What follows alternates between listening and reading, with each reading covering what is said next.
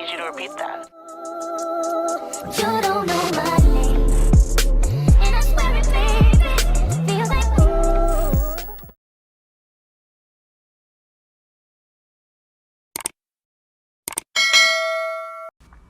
Hi, my name is Tumise, but you can call me Tumi, and I've been on YouTube for almost a year now. I got together with my two best friends, Savannah and Lauren, to film Girltalk Part 2. If you haven't seen Girltalk Part 1, here are some highlights. We don't believe in talking. Oh my god! How can you call me wifey and I ain't even your girlfriend? Like, I'm like, what you doing? How you was senior for like 5 years? 13. Like, Not 5 years. some people are like, you don't have to read your Bible to be a Christian. You don't have to go to church to be a Christian. Then I'm like, what? How are you going to receive? Okay, now Girl Talk Part 2. Hey guys, what's up? Welcome back to my channel. If you're new here, my name is Tumise, but you can call me Tumi, and welcome to my channel. For this video, I have some very special guests. Come on, guys. Hey! Okay, as y'all can see by the title of this video, we are doing Girl Talk Part 2. Part 2. As y'all can see, Jada is missing. She at school for dance. So we have our beautiful friend Savannah. Yay! Oh my god, you guys, I talk about Savannah and Lauren a lot. Oh, I didn't even introduce you. Okay, y'all know Lauren obviously from Girl Talk Part 1, but we are super excited. We got some good questions over here. Y'all were asking some good questions. So I asked y'all on Instagram and on Snapchat to ask a question. And yeah, we are going to answer them for you guys to the best of our abilities. Okay. Don't forget to follow me on all my social medias and follow them too. I'll have it down below. And also subscribe, turn on your post notification bell so you know when I'm gonna upload. Can we do a disclaimer, please? The disclaimer part 2. Y'all, we don't know what we talking about. Okay, but then for real, this is just our opinion. Don't get hurt. We're not professionals. We're not specialists. We're not doctors. We don't know anything. And sometimes we're just talking out of, like, I just talk. Y'all know me. I just talk sometimes just to talk. So some of these answers I might not be serious, but the serious question I'll be serious. Like, you just. She don't need to cut that question. Sometimes I'm serious, but I'm serious. The point is, that's what I meant to say. The point is, this is just our opinions, okay? Yeah. My opinion! It's my opinion! Okay, the first question is, how do y'all meet? Y'all know how me and Lauren met. We were on the same You dance. can give them a little rougher-upper. We met on the dance team like 6 years ago. Yeah. Tumise was really annoying. Anyway, yeah, but we got really, really close when we went to college. So, yeah. When she followed me. I didn't follow her. Jesus told me to come. He really Me and Savannah, yes, he did. We met at Campus Corner. If y'all don't know what that is, it's a bar. Campus Corner was this little... It is a bar, but it's right next to our school, and they host a lot of school events. True. Organization hosts a lot of events. It's not like it was like a rugged bar. Second question is... Wait, can I say how me and Lauren met? Yes. I heard. We stupid. So we, freshman year, very first semester, one of our first classes, I had a class with Lauren, and she sat in front of me, and we ended up being in like the same group, because you know we had to introduce ourselves, like our name, major, you know, freshman stuff. And then I go to my room like that weekend in my room, and she was in my room. Like, I don't know how she got Tell in them there. what you thought about me whenever you first met me. Oh, I thought she was innocent. I thought she was really, really innocent. So that said she wasn't innocent. I just thought she... No, nothing You was thought she didn't do bad. anything? Yes, I thought there was nothing bad about her. Friends with my roommate, so I was like, oh, hi. And she was like, hi, nice to meet you. And I'm like, we already met. It's so rude, right? She could have just been like, hi, nice to meet you. Well, you forgot about her. So she takes off her glasses. She has some shades. She takes off her shades. She was And cute like And that. she's like, we already met before. And I'm like, dang. Like, So the next question, you guys, I'm gonna go down here. So this question was, What is the best way for someone to come to terms with how they look body-wise and self-acceptance? As a woman, you go through a different journey, and sometimes it's hard. But I had to learn that the grass is not greener on the other side. There's some women, like, you would think a girl who's skinny would have no issue. No, girls who's skinny want to be bigger. They're talking about how to gain weight. YouTube videos about how to gain weight. There's girls who are thick who want to lose weight. Like, literally, the grass is not greener on the other side. So I had to learn that and have that in my mindset. If you only have one body, like, this is the body you have. So, like, also, I feel like what helps you learn to love yourself and, like, your body more is, you know, like, self-care. And, yeah, like, self-care. And, you know, taking yourself on dates. You know, like, take yourself out to eat. I know sometimes it feels weird, like, eating by yourself. But, yeah, take yourself out to eat. Like, people really don't like that. Like, going out, especially into a public place. For me, for the longest, I couldn't go to D-Hall by myself. I couldn't. Like, I'm being so serious.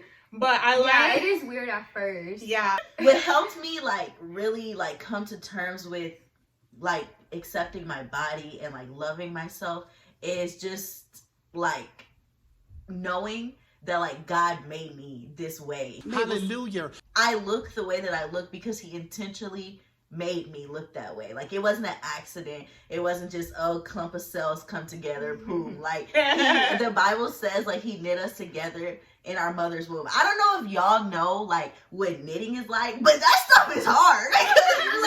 you're like putting the needles through the holes. Like, I knitted before. It takes precision and dedication. And, like, the Bible says he knit us together in our mother's womb. And, like, his works are good, and we know that full well. Also, just being honest with yourself. Like, ask yourself, why do you feel this way? Like, because society puts a lot of pressure on us to, like, God. Beauty is this. And beauty is not. Beauty is not one thing. Beauty beauty is in the eye of the beholder. And no matter, first of all, no matter what anybody says, like, you're beautiful to somebody, okay? Yes. Regardless of what anybody says, beauty isn't skinny, beauty isn't light skin, beauty isn't curly hair, beauty isn't straight hair. Beauty is different for everybody, and like, you just have to learn to accept that. Know that God made you look this way, and God don't make mistakes, boo.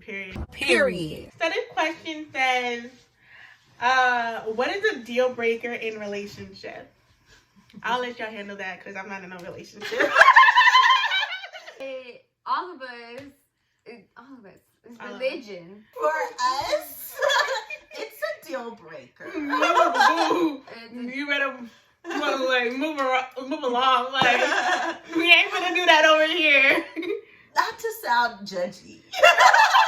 Not to sound rude, but just truthfully. We could be friends. Right. I wouldn't marry someone. Oh, no. If they were a different religion for me. I mean, I would still be their friend. I would still love them. But I wouldn't be able to marry them and, like, have kids with them. Because that would just be an argument all the time. Like, oh, our kids can go to my church. No, our kids can go to that church. Like, no. Religion is literally a large part of our life. Every time we get together, we talking about Jesus. Like, religion is not something that's like, oh, an aspect. Like, an aspect to me is I want to be a nurse. That's an aspect. That's not like something that's super big. But like, religion, that is like, I place my identity in my creator. Preach up. We believe Jesus is the Son of God. So yeah, we were talking to our boyfriend or husband about Jesus. They're gonna be, and if they're like Muslim, they're gonna be annoyed because they don't believe Jesus is the Son of God. Yeah. And, you know, I have to, like, respect that, but that means, like, I'm not going to date them or marry them. Be patient. Because, yeah, if you have, like, a boyfriend who's, like, always, like, mad at you, like, for no reason. Like, imagine, like, when you're, like, married, and, like, what if you're pregnant? And he's just mad at you for everything. Like, you know, we have, mad at you because you want some pickles. Yeah, and then, like, you're crying because you're in pain. And he's like, oh, it can't be that bad. Like, oh, you're being bad. Like, I wish you would. For me personally, a deal breaker, this is a personal deal breaker. If, like, my significant other didn't want to have children, if my significant other was like, absolutely no to, like, adoption or, like, foster care, like, they don't need to be like, oh, yes, let's do it. But if they were like, no, I would never do that, I probably wouldn't date them because, like, Why? That's something that I really want to do. So yeah. What's the next question? Okay. The next question is, how do you know that your significant other is the one? She's married, you guys. She's basically married.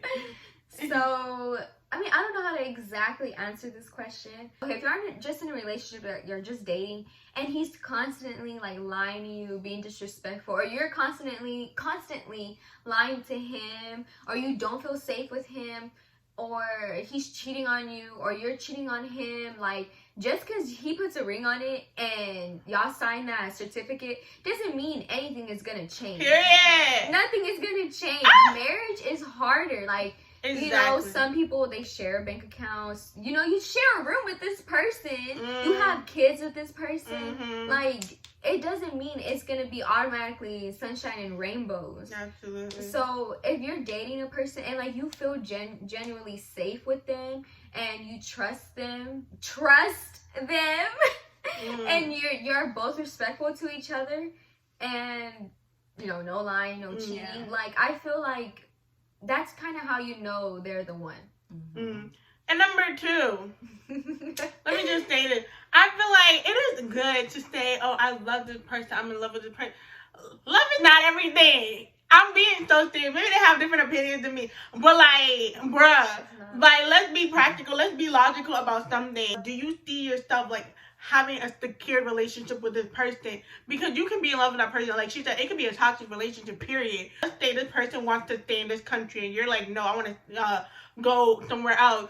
Your dreams are different. You guys are not, your idea of like a family is different. Like, let's be practical about that. People forget about that. People are like, oh, when we get married, we can talk about how many kids we want. We can talk about financial stuff. No, I want to talk about financial stuff when we're dating. Like, people don't want to talk about that stuff. They think it's just, oh, sunshine and rainbow and I love you. Like, no. I'm being like so serious. Like, my mom taught me this. This is like no BS. Like, that is some real stuff. Like, people don't want to talk about all that stuff. And I get like financial stuff to talk. It's very sensitive. You don't want to ask a guy about his financial status because you would see him as a gold digger. But like, baby, if we trying to put money in the bank together, this is a business partner. This is a partnership too. Like, I'm not putting money in the bank with you if I know you have bad credit. If you got a bunch of baby mamas running around, I ain't sharing money with you. Like, that's what it, I ain't gonna pay your child support on your own time. Yeah. Oh my god. But yeah. Logic. Oh, but that's what she was saying about living in different countries. That's a big thing, especially for Christians. You know, you can really love this person you are dating for like maybe 2 years. And that person is like, yeah, I really feel like God is calling me to move to this other country to do missions. Like, I need to live there. And like, you're probably like, oh, I don't want to move to a different country. And like, that's okay. Like, y'all know y'all have different callings. But it might be heartbreaking. Like, if you love that person, but it's going to be heartbreaking. Like, dang, we might have to consider, like, this is the end of our, like, our relationship. You have to talk about that type of stuff. I think people sometimes forget what the purpose of dating is. Dating, literally, the purpose of dating is to see if you want to marry this person. And so while you're dating, those are things you should be finding out. Like, for one, basic things. Like, is he respectful? Do we share the same interests? Even though you don't have to share all the same interests. But, like, do we share the same, I don't know, convictions? Do we share the same faith? Like, things that are non-negotiable. Like, you have to find that out first. And then, like, other things you find out. Like, where do you want to live? Like, what type of family do you want to have? Right. What type of relationship do you have with your family? Like, those type of things. Like, and evaluate, like, how would this person, like, how would it look like for me to have a future with this person? And, like, if you don't see a future with that person, or if you see a bad future with that person, then maybe that isn't the person that you should consider marrying. And I think a lot of people get like caught up in this whole like the one thing, because they're like, oh, like, I love him and I feel like he's the love of my life, but like, what if he isn't the one? And I'm like, girl, love is blinding. Love is very blinding. People like people do dumb stuff when they're in love. Like, you tend to accept like a lot of bad stuff when you're in love with somebody. But no, that's also a reason why it's important to have like friends that like actually care about you, like actual friends. Like, that could be like, sis, like, I really don't, the way that he's talking to you is not okay. That like can actually be truthful with you and not just tell you something because I don't know, they want your man or something. Question is, Is there an age limit for marriage? Being 19 or 20, wanting to be married with kids. Is there an age limit to have kids and marriage? Hold up, let me talk. This is my opinion. My opinion. Personally, for me, and we fight about this all the time. She wants kids when she's 40. I did not even say that. She wants kids when she's 40. They, both of them are trying to get married Right now. She's trying to get married right now. Right now. She basically married. Personally, for me, I want to get married 25. 20, 21, I feel like it's too young for me. 19 is way too young for me. But with the kids thing, if you are financially stable and you feel like, oh, okay, I can have kids at the age of 19, 20, then do you, boo. But personally for me, I know I'm not financially stable to have a kid. And I know I'm not mentally stable to have a kid. So I'm not going to have a kid at the age of 20. So yeah. You can go, Lori.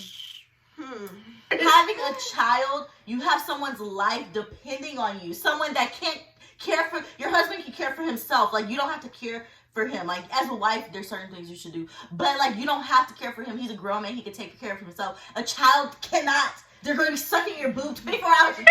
You're literally a mom for the rest of your life. Yes. That's what this, like, anyways, let me just go back.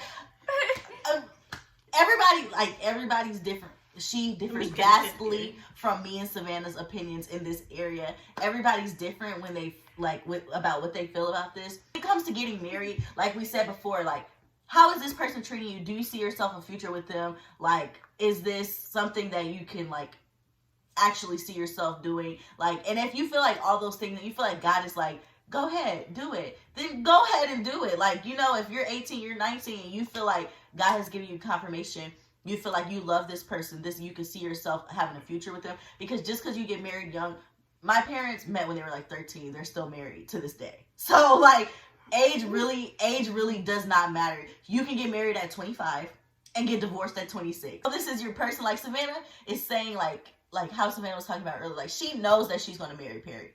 Like, it'll be different if you didn't know. Like, if you didn't know this was your person. But, like, if you know this is your person, like, evaluate yourself. Like, why aren't you taking the next step? If it's like you really feel like you're just not ready yet, that's okay. But if it's like, oh, I don't have enough money, or I don't have my degree. Let me tell you, marriage is hard regardless. And right now we're in college, being married will be hard. But later on, I'm going back to school. So I'm still going to have to be in school while I'm married. If you're creating a business, if you're a business owner, being a business owner and being married is hard. Having kids and being married is hard. Having a house, a homeowner and being married is hard. There's so many things with marriage that is hard. So if you keep putting it off, you'll never do it. And you're never going to have enough money to have your perfect wedding. So stop using money as an excuse. But and then if you really believe, I'm not trying to talk bad about y'all's faith, but like, if you really believe in God, like, you know, one of his attributes is that he's a provider. You don't have to worry about, okay, I'm not saying get married while you broke. That's not what I'm saying. I'm not saying if you got 25. I was about to say something. If you got 25. You know she's going to say when you go digger. Gold digger, hold up. That's a different question. If you have 25 cents in your bank account and if you barely survive it by yourself, can't take care of yourself. Then yes, maybe not get married. Can you even pay for the certificate? But then again, that's kind of wrong though, because like, you telling poor people they can't get married. I mean, I don't know. Do you have to pay for the certificate? I'm pretty rarely.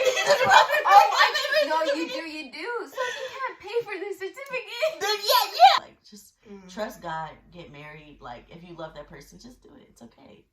That's how I feel. And the question, it says something about like being 19 or 20. If you're saying like 19 or 20 because you feel like you're on a time clock, like don't feel like you're in a rush to hurry up and like get your life complete. Is that the way to say it? Like, I need to hurry up and get married, and then like I need to hurry up and like have kids, and like I need to hurry up and like travel the world. Like, I'm running out of time. Like, no, you're not running out of time. Like, you're barely starting a new world. Like, enjoy being yourself. So like, enjoy being 19. Eat y'all fruits and vegetables. Carry hand sanitizer with you. Wash your hands. Put your mask on. Thank you guys so much for watching this video. Don't forget to I know. Don't forget to subscribe to this video. Comment down below what type of videos you guys want us to do next. And also, don't forget to turn on your post notification bell. Thank you guys so much for watching. I love you guys. Put the heart. Do the heart. Bye, guys. You don't